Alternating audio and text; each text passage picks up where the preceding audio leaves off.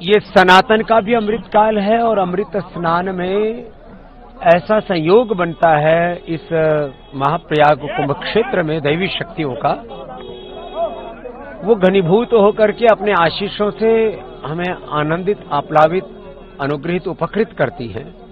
तो जो भी आज मौनी अमावस्या के इस अमृत स्नान में सौभाग्य प्राप्त कर रहे हैं, वे सब मौन पूर्वक जप, तप, ध्यान, भजन पूर्वक स्नान करें। अपने हृदय में भगवान के प्रति अनंत कृतज्ञता का भाव रख करके जो कोई बड़ा दोष जीवन में उसका परित्याग करें और किसी एक बड़े सद्गुण को जीवन में धारण करने का व्रत लें। अपने सनातनी होने का गर्व करें और अनुशासन में भी रहें।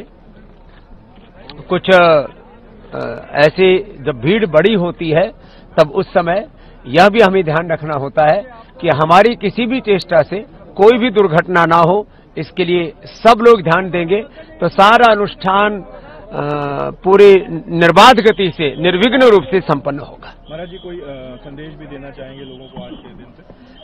जो आ रहे हैं जो भी श्रद्धालु पूरे देश भर से यहाँ आ रहे हैं, क्योंकि करोड़ों की संख्या है, इसलिए धीरज रखें। धर्म का पहला लक्षण धैर्य है। दूसरा, कहीं रुके नहीं, प्रवाह से आगे बढ़ते रहें।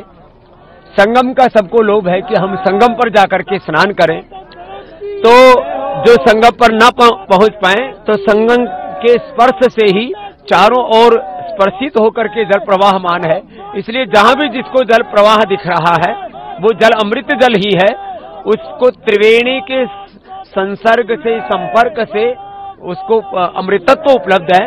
इसलिए जहां भी जिसको जल उपलब्ध है उसी जल को अमृत जल की भावना के साथ उसमें स्नान करेंगे तो फिर किसी भी तरह की कोई आपाधापी नहीं मचेगी और हमारा स्नान भी पूरा संपन्न हो जाएगा। और सनातन का गर्व, ये हिंदू का महापर्व, महाकुंभ, ये हमें अपने अनंत पुण्य भी दे पाएगा।